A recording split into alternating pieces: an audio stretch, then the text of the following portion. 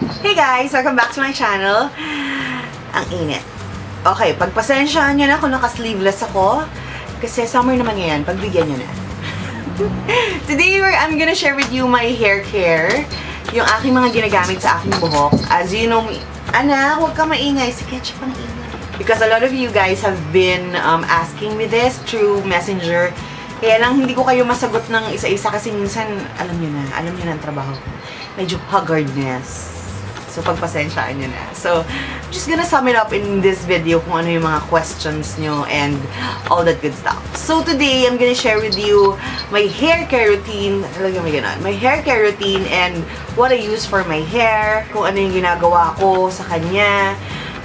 Anong ginagamit ko mga produkto sa kanya. Kasi, if you don't know guys, originally, I have a curly hair. Ito ang itsura ng buhok ko. Diba? Sobrang curly. Sobrang kulit ako guys. I have a Santo Niño hair. Original hair. So, way back, I was already interested in rebanding my hair for the reason that hindi ako komportable sa buhok ko noon kasi nga sobrang kinky. Hindi ko siya mailugay. Eh, minsan, di ba, hair emphasizes yourself. Hindi ako komportable with my kulot hair. Though, I wanted the curly hair, pero yung medyo manageable naman ang hair. Kasi dati, yung buhok ko, hindi talaga siya manageable. I mean, talagang super kulot siya, super haggard siya palagi. So, limited times that I would wear my hair down. Something is kulang sa akin. So, I've been wanting to have a straighter hair. So, for the first time that I rebonded my hair, I think that was way 2012 yata ako unang-unang nag-rebond ng hair. And it was really, it felt so good, you know, to have a straighter hair. That's why I've been looking for products. And nung nirebond ako, hindi siya sa salon nung nirebond ako. The first time I got rebonded was with a friend. So nirebond niya ako and oh my God, that was so perfect. Pakita ko sa inyo, ito siya. Diba? Super straight nung hair ko. As in, enjoy ko talaga. I was constantly on lugay. Hindi ako nagtatali ng buhok. And yeah, talagang F na F ko siya. F na F to the highest level F. Ganon. Luckily, on the first time that I rebonded my hair, it was 100% successful. Sobrang ganda ng turnout. Hindi naman sobrang ganda. I mean, maganda yung turnout na nangyari sa akin. That's why I keep on rebonding myself already. Hindi na ako nagpaparebond sa friend ko. Hindi na ako nagpaparebond sa salon. So, I do it myself. Ang rebond ko ever since the second time na nagparebond ako sa salon, hindi na siya naulit. At hindi na rin ako nagparebond sa ibang tao ng buhok ko. So, it was me all the way. Until now. Ako na lang nagre-rebond ng hair ko. So, yun. I already have a video on that, on how to rebond yourself. I'll be linking that in the description box. Medyo tsaka ako dito, so pagpasensyahan nyo na. At saka medyo tsaka yung video, quality ng video na to. So, pagpasensyahan nyo na. What? Tiis-tiis. Anyway, so, today I'm gonna share with you at konting review na rin itong mga products na ipapakita ko sa inyo today. To rebond my hair, guys, I usually use Aglo rebonding set. Though maraming rebonding set in the market, marami. May Matrix, may L'Oreal, and all that. Yun kasi, hindi siya preferable sa mabagal ang kamay. Hindi siya preferable sa mag-isa ka lang, basically. So, I keep on referring or I keep on using this kasi eto, it will take time. Like, for example, if you use the straightener, meron siyang 30 minutes allotted time na mag-ano sa buhok mo. Ganon siya. Hindi siya yung talagang mabilisan kasi, but the problem with Matrix and other brands, kailangan mabilis. At saka dito na ako komportable kasi ito yung unang-unang ginamit sa akin. I really love the product. Though, ang quality kasi ng Matrix L'Oreal, maganda talaga. Pag yun ang pinang-rebond nyo sa buhok nyo, sobrang ganda. But you need a couple. Ibig sabihin, may dalawang tao na dapat gagawa for you. But if you don't have that, diba? Yun ang problema. So, eto ang ginagamit ko kasi maganda siya. It composed of 2 products inside this box. For reference, this is 480 grams. Etong nabili ko. And this cost me 490 pesos lang. So, mura na siya. It comes with 2 bottles or 2 jars. The first one is the Anita. The first one is the straightener. Ito siya, which you use for to straighten the hair. Pero hindi niya fully mai-straighten your hair nyo. After nyo ng straightener, you're gonna wash your hair and then you're gonna make plancha your buhok, you know, duh. Ipa-planchahin nyo yung buhok nyo. And then after your plancha, you're gonna use the neutralizer. So yun lang, basic lang yun. But again, the video will be linked in the description box for better understanding on how to use this product. This is a good product and very affordable siya. Compare, di ba? Pag nagpa-parlor kayo, magkano yan? 3,000 pesos, 4,000 pesos. Minsan, pinaka-lowest na yung 1,000 pesos. And, minsan nadidepress ka pa. So, I keep on going back to this product kasi maganda siya. So, yun. This is what I use for rebonding my hair. For my hair care routine naman, sa aking, yung ginagamit ko on a daily basis. Not daily, kasi I wash my hair every other 2 days. Why? For the reason of, the second day ng buhok nyo, yun yung pinakamagandang buhok nyo. Hindi, diba? We always, lagi tayo nagre-reklamo sa araw na bad hair day.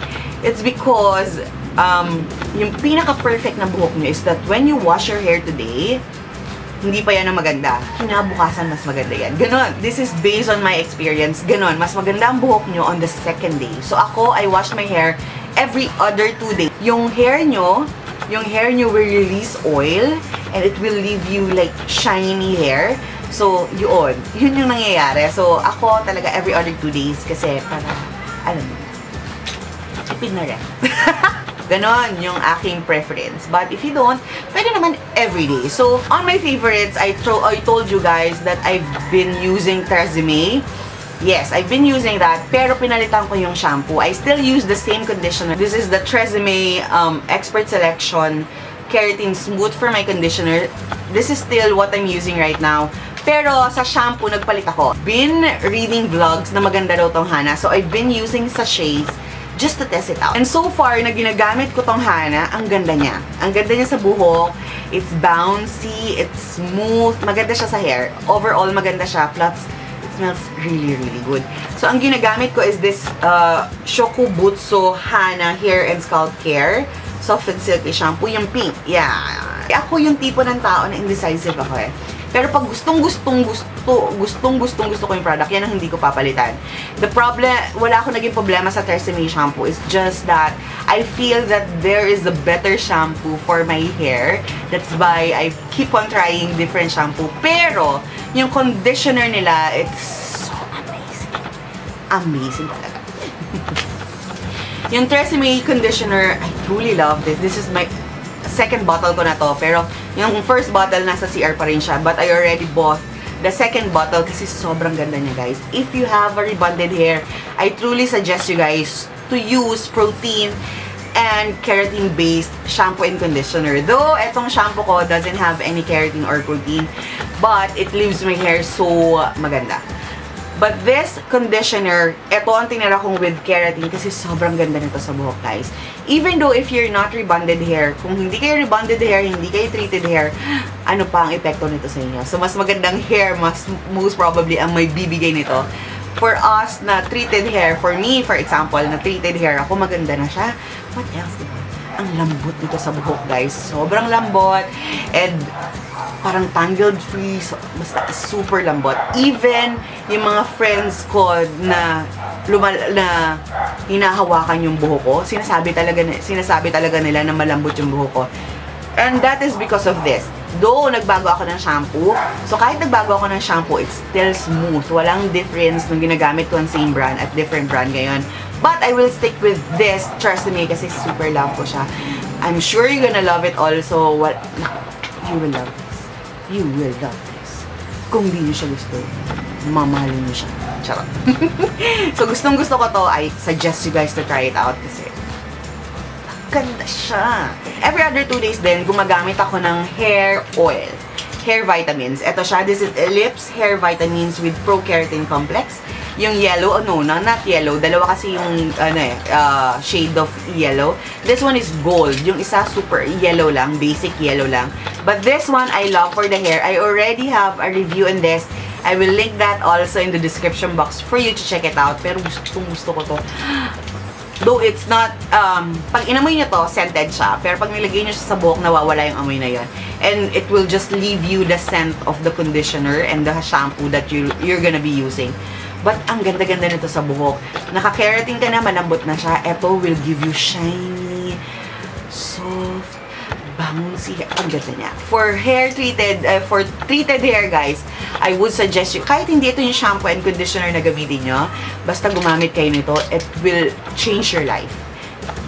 I mean it. Kasi hindi siya, di ba, oil-based siya. Pero hindi siya yung parang hair polish na obvious na obvious. Hindi ganon. Basta, it's so natural looking sa buhok. It doesn't give you that greasy feeling. Ang ganda niya. It's the bomb. So, maganda siya for hair. And again, guys, if I forgot the prices, I'll just put all the details in the description box para makita niya at kung saan ko siya binili, lalagay ko na rin sa description box. So, eto, you will love this absolutely. Okay, for weekly basis naman, kasi I also do hot oiling on a weekly basis. Though I haven't tried a perfect hot oil for me, ang tagal-tagal ko nang gumagamit ng hot oil for my weekly regimen, but I haven't tried a good one. Hindi ko alam kung bakit. Pero, currently, may ginagamit ako. And, gusto ko rin siya, absolutely. Gusto ko rin siya kasi maganda siya sa buhok. But this is the Pantene Total Damage Care Intense Hair Mask. Ito siya, yung gold one. Marami ako nito. Just kumuha lang ako ng dalawa. But, I love this. Yung isa nito, good for my hair na. Just reference, guys. Itong Ellipse, itong isang capsule na to is good for a very long hair. Ako, super haba ng buhok ko, guys. As in, super duper haba. But this is good for 3/4 lang nito ang ginagamit ko sa aking buhok. Ganun lang siya. So, a little goes a long way with that product. And this one also, I use 1 pack for the whole hair already. Yun, maganda naman din to. It will leave you a good hair. Kaya lang yun yung sabi ko sa inyo kanina, hindi pa ako nakakita ng perfect hot oil. Yung talagang magandang bonggang-ganda. I haven't tried it. So, but so far, I love this Pantene hair mask. Super gusto ko to kasi it gives me then good bouncy and soft hair and all the good stuff. Parang, naghahanap kasi ako ng hot oil na sa buhok na long lasting. You know that? Ito kasi, pag mga ganito, after na wash yun na siya ulit, after 2 days, parang hindi na siya ganun. Alam niyo yun? Parang gusto ko yung medyo long lasting. That isang linggo, 7 days kang maganda yung buhok. Yung ganon. Naghahanap ako ng ganon. So, I've been I'm still trying to find a better hot oil or a better hair mask that I can use on a weekly basis. So far, yung nasa market or nasa retail industry, ito pa lang yung nagugustuhan ko. So, I've been loving this. And, yun. And, basically, yun lang. But, currently, ito na naman yung aking currently na walang kaumay-umay na sabihin. Ngayon kasi, medyo nagkulay ako ng buhok. Okay. Pero hindi masyadong halata. May reason kung bakit hindi masyadong halata. Pero nagkulay ako ng buhok. Advice sa mga nagre-rebond ng hair, hindi kayo pwede magkulay ng buhok. No. But, I have tried a product that you can use as an alternative for those na talagang pangkulay ng buhok. Ito yung mga, for example, yung mga vegan, yung mga L'Oreal, yung mga colors. Alternative doon, kasi you cannot use that. Absolutely, it will dry your hair. But I have an alternative that you can use, and that is, eto, Silk Organic. Actually, marami sa market nitong shampoo type ng pangkulay. Okay? This cost me 39 pesos. This is only the packaging kasi nagamit ko na siya. But, gusto ko siya kasi hindi niya sinira ang buhok ko. Hindi, absolutely. Alam nyo, nung paggamit ako nito, takot na takot ako as in. Kasi baka nga masira yung buhok ko. Pero, hindi. Hindi niya sinira yung buhok ko. And, though, medyo nag-dry yung buhok ko. Pero hindi nyo makikita. Parang nag-dry lang siya sa feeling buhok ko. Pero hindi nyo naman siya makikita sa buhok eh. Yung sa feeling lang, yung paghawak nyo ng buhok, medyo drying siya. But absolutely, you can nourish that with the Tresemme or yung hot oil nyo on a weekly basis. Pero so far, I love this. Siguro, in a 2 months time, gagamitin ko siya ulit. Okay, I just have few. Nabili ko to sa Save More. So, sa Save More dito malapit sa akin. Just check your Save More shop na malapit sa inyo. Doon nyo siya makikita sa hair care, basically. Makikita nyo siya doon. This cost me like 39 pesos each. Sa buhok ko, na ganito kahaba, I consumed 2 pieces of this, pero feeling ko parang dapat 3 eh. So, etong ganito kahaba, dapat 3 yung magamit nyo. So, mali ako ng gamit. Anyway, and my mom, kwento ko lang, just a few kwento. Yung mom ko kasi, ever since, eto na yung ginagamit niya, yung shampoo type. And, what I did with this is that, binasa ko muna yung buhok ko bago ko siya in-apply. Ginawa ko siyang shampoo, literally. Tapos, pinagsabihin ako ng mom ko, sabi niya, hindi mo dapat binasa yung hair mo. Though, ang sabi dito guys, na kailangan i-wet niyo yung buhok ko, sabi ng mom ko, pwede naman. Kaya lang, mas effective daw siya pag dry yung hair. Super dry yung hair. Yung as is, dry yung hair. And also, you have to wash it before you apply this. Ibig sabihin, dapat walang oil yan. So, pag gumamit kayo nito, kasi ako, ang ginawa ko, ginamit ko tong silk at winash ko yung hair ko na merong oil. So, I didn't shampoo my hair. Kailangan nyo siya i-shampoo just to take off all the greasiness ng buhok nyo.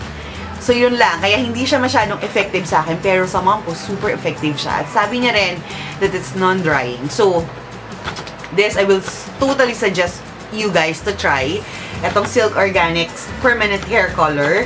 So, yun. Doon nagkulay naman na onti yung buhok ko. Pero, hindi ganun eh. Hindi ganun na impact na gusto ko. Pero, sayang.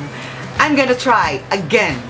Pero, so far, yun lang yung suggestion ko. You have to use this dry, guys. Hindi nyo siya kailangan nyo gamitin ng basa, katulad ng sabi sa likod. And again, your hair should be 100% clean. Clean yung buhok nyo, no oil, no grease, whatsoever. So, pag in-apply nyo rin siya, kung mag-shampoo kayo, huwag kayo mag-conditioner, just plain shampoo before the application of this.